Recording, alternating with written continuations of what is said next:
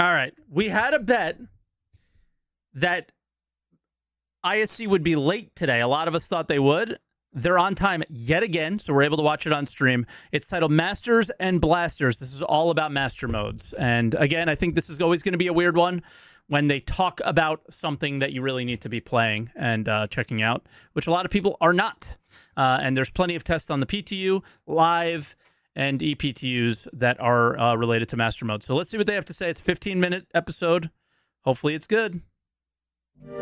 While Star Citizen aims to offer a first-person universe of possibilities, at the center of it has always been you and your spaceship. Yes. And over the years of development, and that's the scariest thing about the fact that they still don't know what they're doing with testing, feedback, and iteration, there have been many changes to the combat and traversal experience. And in the upcoming Alpha 323, the biggest and most anticipated of those makes their presence known with the arrival of master modes. And with that comes additional changes to precision targeting, weapon balance, gimbal use, and more. And the funny thing is, all this stuff is in the game now, and they feel like they have to do an episode to tell you because nobody pays attention and nobody knows it. I think except for precision targeting, but the gimbal changes, all of those things are they're on live right now. I'm like 99% sure. What are master modes? So master modes is a way for us to really kind of capitalize on what the ships are. It's just an arena commander.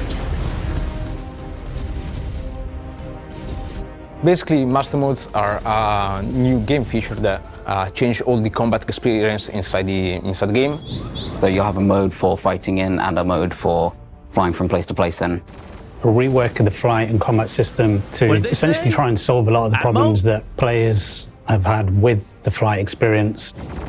You can decide if you want to be in full combat mode, or you're just in transit, or you want to get out of a situation as quick as possible.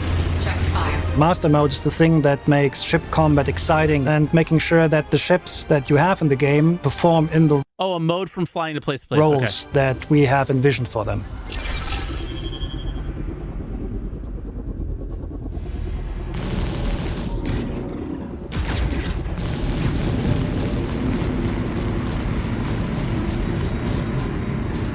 Since CitizenCon, we've been bringing master modes into Arena Commander. Progress has been quite good, showing off the new modes and letting people get their hands on it. Collecting the feedback, seeing how players respond to that online by monitoring how players react on social channels. We've been testing internally a lot. It's a very limited selection of ships, but even so, people seem to like it. So we've taken that feedback and carried on making. It's a limited selection of ships, but it's like a good light, medium, heavy, plus some multi-crew. So it's like a good mix. Progress and adapting it all to the rest of the ships as well. We've been watching how players play the game, monitoring analytics, putting it all together and sharing it with the devs who need to see it. How the hell do you go about converting 200 ships to vehicles? Unfortunately, there's only really one way to do it, and that's to not get too intimidated by the number. A team effort.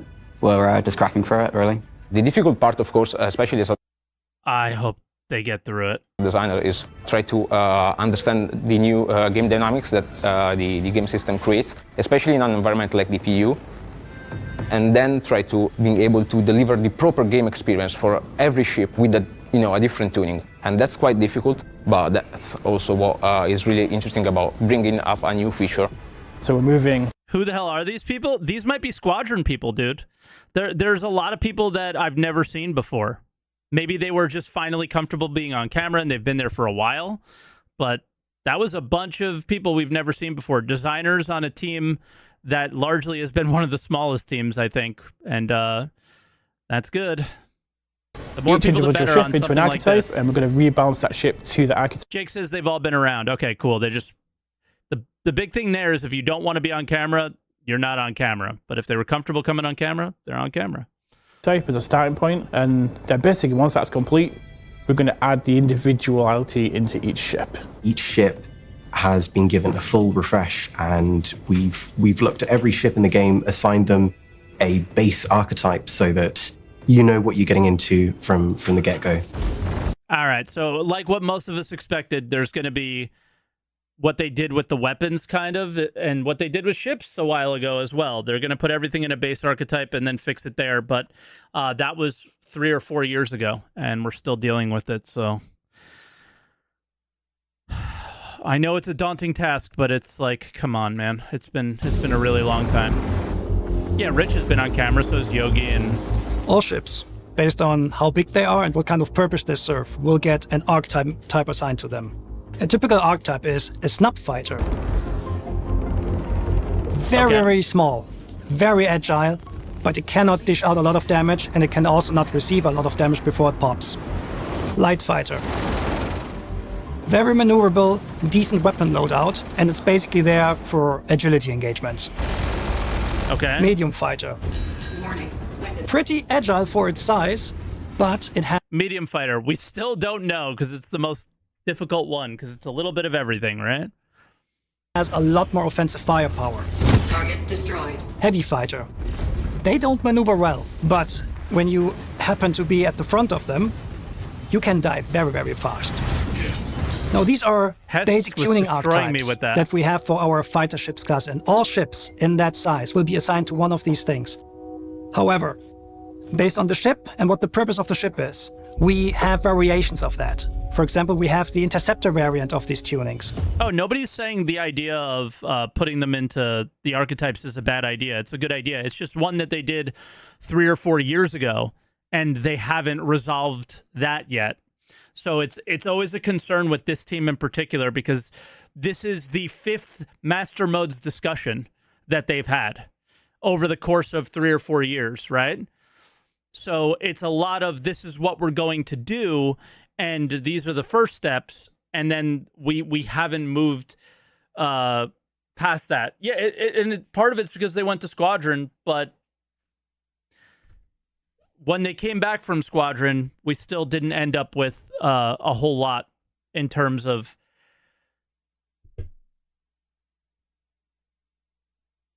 PU usable stuff, right? Like, you could very much tell that Pirate Swarm's fun, but that's kind of where this is a tuning variation that can apply to any of these archetypes. And interceptor tuning for a ship means that this ship exchanges a lot more feedback for the PvP agility side. With agility, we mean the rotation rate and the lateral strafing accelerations simply for speed. So they will not be able to turn their velocity vector much. They will not be able to rotate much, but they will be very, very fast just going forward. Racing ships are like the base archetype that almost all racers ended up with so far are interceptors, because racers prefer speed over everything else. But you want to pick the right racer for the right track. The other end of the range are our, let's call them fighter bomber tunings. That means we trade agility for simply You think they're going to turn this into a bomber? It looks like a bomber. Durability. They could. On top of the fighters, we just keep going with this. We have gunboats for ships that are constellation-sized. We have corvettes for something like a hammerhead. If you have not used the hammerhead with some friends in Arena Commander, in Atmosphere, whether it's against AI or other players, you have to. They succeeded so much with this part of the archetype. I think they did such a good job with this, and it does. You may have heard me complain a little bit to start, but it does give me some confidence that hopefully they'll be able to get the other ones down. But I think the other ones maybe are a little bit more complicated. Right, so our hammerhead is our anti-fighter corvette. Frigates are basically the biggest ship that players can control in the universe right now. Friends. So we're talking Idris, we're talking 890 jumps. I know that players cannot control the Idris, but we're talking ships like the Carrack. Those are frigates, really, really big ones, but also they will have variations in their tuning based on the brand and what the purpose of the ship is. So these are very big changes that are coming, but the main takeaway is that these archetypes are just reference frames for the type of tuning you want to give a ship. It does not mean that every ship that you have in the verse will fit a specific archetype. There are ships which are in between. For example, the Saber. Is it a medium or a light fighter? Is it stealth, or is it like the Saber was like, we want something cool to sell in 2015? It's somewhere in between. The Cutlass has not the durability of a heavy fighter, has, however, the turret of a heavy fighter, so it's somewhere in between. So there are ships which do not fit exactly into these frames. But this is the beauty of it, because these ships, we can make them fit anywhere where they want. We just need to make sure that the balance between them is right. Not everything fits in a box, and it would be very boring if it did. Yeah, that's true. I wonder where the Mantis is. Mantis probably interceptor. Precision targeting is a new way of aiming at specific parts of a ship. You get the zoomed-in picture of your target, and it allows you to paint over specific components of the ship. So if you want to take out the thrusters, you simply... That is greatly improved from what we saw at CitizenCon. That's cool. Aim towards the thrusters, and your gimbals will make sure the bullet lands exactly where you're aiming. It's a big rework of the entire target system, with the goal to make it not only fit master modes, but also fit the problems we've had with target in the past, which is the control of the weapons and the accuracy.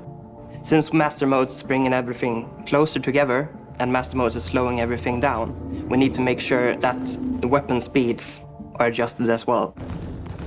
It will reduce your fire rate, it will therefore decrease the spread and allow you to be more precise where you hit. Good examples for that is if you want to fire at a ship from very far away and you want to make sure that your shots hit. An even better example is if you have a light fighter and you want to help take down a larger ship. You will not be able to take down the ship by yourself, but you can help other players by crippling the turrets with ballistic cannons, for example, and other subsystems. So that allows you to see better what you're currently targeting.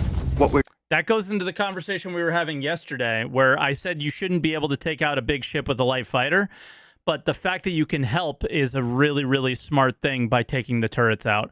That is such a good compromise to that situation. That was really smart, really well thought out, and actually awesome. What we're doing is we're bringing all weapons into three archetypes. We have the anti-fighter weapons that have higher fire rate and a higher velocity that allows you to hit targets such as a horde of gladiuses. And then we have the anti-material weapons. Anti-material weapons is the one you bring out when you and your friends want to hunt a hammerhead. All right, do you guys want to hear that again? They described that they're making anti-fighter weapons and anti... What did he call them? Material weapons? I'm not sure what he called them, but I want to hear it again. Anti-material. That's a weird name for them, but... Three archetypes. We have the anti-fighter weapons that have higher fire rate and a higher velocity that allows you to hit targets such as a horde of gladiuses. Okay. And then we have the... I hope they give us more ballistics. I think they have already. Anti-material weapons. Anti-material weapons is the one you bring out when you and your friends want to hunt a hammerhead. It's got the highest damage of all the weapons. You want to deal as much damage as possible, but the target is big and it moves slow, so you don't have to worry as much about actually hitting the target. And then we have unspecialized weapons, which are in between the anti-fighters and the anti-materials. So this is better because it gives you a lot of options on how you want to attack the target. You can... I mean, that's what CIG wants to do. They want you to come out and make a choice, and that's what you're stuck with, kind of. And that sounds like a bad way of saying it, but it's like, I know what I'm going to do, therefore, like, I know I want to shoot down fighters. That's what I want to do today. I'm running bounties or whatever. So therefore, I am bringing anti-fighter weapons with me, just, like that kind of thing. Spray and pray that your shots are going to hit. Or you can go into the precision targeting mode, see all the sub-targets that you have available, and then pick out This is very developer art, though. which of these sub-targets you actually want to attack. Next to basically seeing what you're actually hitting, you also just get the stunning view of that big ship that you're targeting, right? Like it's a full screen, zoomed in view on your target. Do you hit through the ship? That's interesting. UI art is last. Okay. Of course not. That's not an of course not. That's actually not an of course not, guys. This was always like a discussion about in-game components or in chips components and stuff, right? Is you would like, do you notice what is highlighted here? Nothing is a component on the inside of the ship. So I'm not able to take this ship's shields down yet, or its power plant, or its coolers, right? So that's something that needs to be a part of this system. So the only thing you're seeing are engines and turrets, and that's fine, but the entire plan for this whole thing for many, many, many, many years was that bullets were going to penetrate a ship's hull and hit its components and damage those components. Engineering demo, what were those? Like, they were simulating them breaking, right? Like, oh, my ship is taking damage. Percentage chance that the power plant gets damaged, I guess, is how they were doing it. But the whole idea was to do that. What about killing pilots? I remember them saying some BS that the glass, you couldn't shoot through it or something, right? But that was their like in-lore way of saying, well, we have a game with permadeath, so we can't have that happen, right? But that was the thought process, was that bullets would penetrate and hit components. So how do we hit components if it can't go through the hull, right? So that's why I asked that. Also, the fact that you could see the turret, even though you know it's on the other side of the ship. You can see it in all its like glory. Like, a lot of you guys were like, of course not. I think it was a pretty legitimate question. You can shoot off. I think it's great. We've been really happy with the results. One thing they haven't shown you is them breaking a turret or anything. They've shown you the UI. They haven't shown you the actual feature working. I haven't seen the feature working in the video yet once. So far, we're seeing a massive difference in the way combat works and what the players are actually doing within combat. And that's been really good to see. There's still some small things we're working on right now to kind of solve, but we're really happy, you know, we're kind of most of the way there at the moment.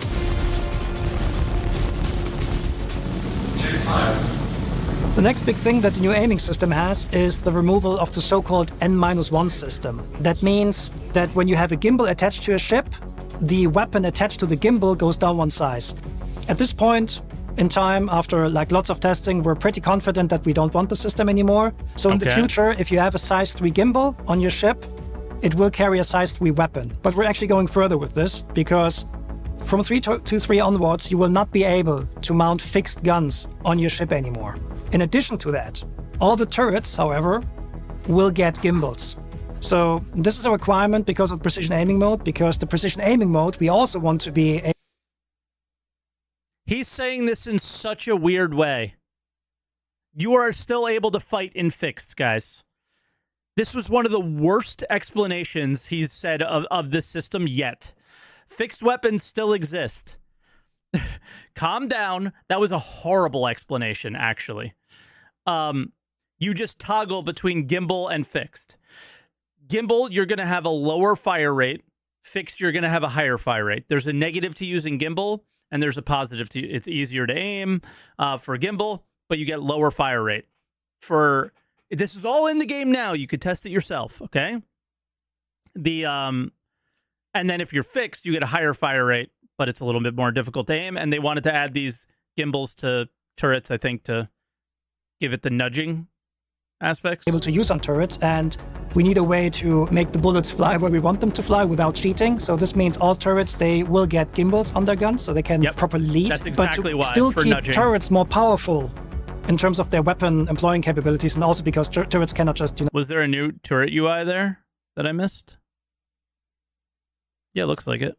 To make the bullets fly where we want them to fly without cheating. So this means all turrets, they will get gimbals on their guns, so they can properly lead. But to still keep turrets more powerful in terms of their weapon employing capabilities, and also because turrets cannot just, jump on the way out of the way, the auto gimbal mode will be something that's exclusively available to turrets. So pilots will still be able to manually gimbal their weapons with, either tying it to their controls or by looking around. But only turrets will be able to use the auto gimbal system, because turrets are supposed to be very, very dangerous. And so players just have the choice how to apply the damage the best. However, because auto gimbaling is also in assisted mode, it will come with a reduction in fire rate, just to keep things fair. So the feedback, it has been going pretty well. We've been really happy with working with the community who's been playing this to kind of fine-tune it and make the changes. I've seen 300 YouTube videos about how Master Modes is bad. Needed, and we have made a lot of changes based upon these feedback. Most of the feedback that we've been getting has been pretty positive around Squadron Battle, where there's some pretty good group combat dynamics players are reporting positively on. There's some really cool gameplay emerging, such as how players evade now is quite different. You have to drop chaff, break your target lock, break away, like find your opportunity to break away from your I don't know how to evade. Ship. What we can see at the moment is that players are very happy with Squadron Battles. Players are not very happy with the 1v1, so this is more an area where we have to improve. Of course, there are some very detailed feedbacks about us. What did he say? How players evade now is quite different. You have to drop chaff, break your target lock, break away, like find your opportunity to break away from your pursuing ship. What we can see at the moment is that players are very happy with Squadron Battles. Players are not very happy with the 1v1, so this is more an area where we have to improve. Of course, there are some very detailed 1v1. feedbacks about some tuning choices, how we should make some type of archetypes better rather than not. But in general, it's going to be mostly appreciated. The players are really enjoying the different roles that we've got. The interceptors are quite successful. There's been some pretty good feedback around the Buccaneer. We've probably still got a little bit of work to do around the Lightfire class and 1v1s, but other than that, it's been pretty good. It means you can... I mean, hey, that's what everybody's complaining about that I've seen on YouTube is the complaining about the light fighter stuff. So them coming out and saying we're not really happy with it and we're going to keep plugging away on it is as if I was a person in that position that prefers that game mode, that's all I would be asking for is just let me know that you know it's bad and that you're going to work on it. And because we are handcuffed. We can't make the game, right? The only thing we can hope is that our feedback is actually being listened to, and they're clearly listening, and they're clearly going to try to make it. Is the solution they're going to choose going to be the one that you're going to love? Maybe, maybe not. But the only thing you could do with your hands tied behind your back in these situations is just hope they hear you.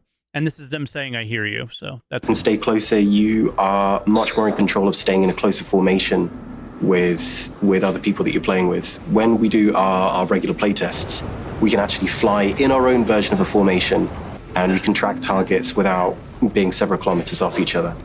That's your version of a formation. Our version of a formation is generally, if we can see each other still and we're not accidentally shooting each other, I'd consider that a good formation. I'm not sure that's the textbook definition of formation. I can see you and not crash into you. That's not a formation, Josh. It's a win if at least two of the four of us manage to make it away in one piece without any friendly fire incidents. Oh my god. So the thing that excites me the most about Master Modes is if you just watch the footage of players dogfighting at the minute, you can really see how close all of those ships are. And it just feels so much more cinematic. It's really about the foundation of the whole flight experience moving forward, because I fully understand that the whole foundation of the flight experience is watching the ships that other people bought. Isn't a game just about combat. We want to communicate that players who want to do combat, they'll go into the master mode for combat. But if you want to go from A to B, you've now got a mode where you can do that without being harassed as much. So that's going to be a big plus for the game. It's leveling the playing field a little bit more now. As we slowly breathe more life into each one of these ships, you're going to know this ship like the back of your hand. People seem to like how much more frantic and intimate all the fights are in the Arena Commander testing that we've done so far. They're frantic and for I'm sure. looking forward to hearing people's thoughts once we've rolled it out across all the ships. Not everything that is in 3.2.3 you can see already in the Master Mode, AC mode. It's okay. There's a lot more stuff coming, especially to weapon treatment, how we use capacitors, etc. But overall, based on the feedback that we got so far and also from increasing player numbers, we're pretty confident that we're on the right track. So Master Modes, and the gunnery system and the whole combat experience is a huge undertaking for us, and we cannot do it without you. So we want you to play it. We need your feedback. Beyond nobody's testing. Just tell us what you don't like. Please also tell us what you like, so we can make all this space combat game great together. So what did we learn this week? I think it was Well, we learned that with Master Modes comes a rebalancing of ship performance into dedicated archetypes. That these archetypes are simply where tunings start, and will be grown from to ensure. It turns out that building a world is hard. You know what nobody needs in this chat? Nobody needs to tell any of us that it's hard to make a video game. Nobody that backs this game needs to be told that it's hard to make video games. Not a single person. Okay? That each ship and vehicle provides a unique experience going need to be forward. Respected. And that precision targeting, weapon gimbal, and balance changes all combine with master modes to provide a more involved, visceral combat experience for pilots when they arrive in the upcoming Alpha 323. For Inside Star Citizen, I'm Jared Huckabee. Thanks for letting us share the process of game development with you, and we'll see you all here next week. That was a very serious ending, so I expect an extremely cringe extra at the end.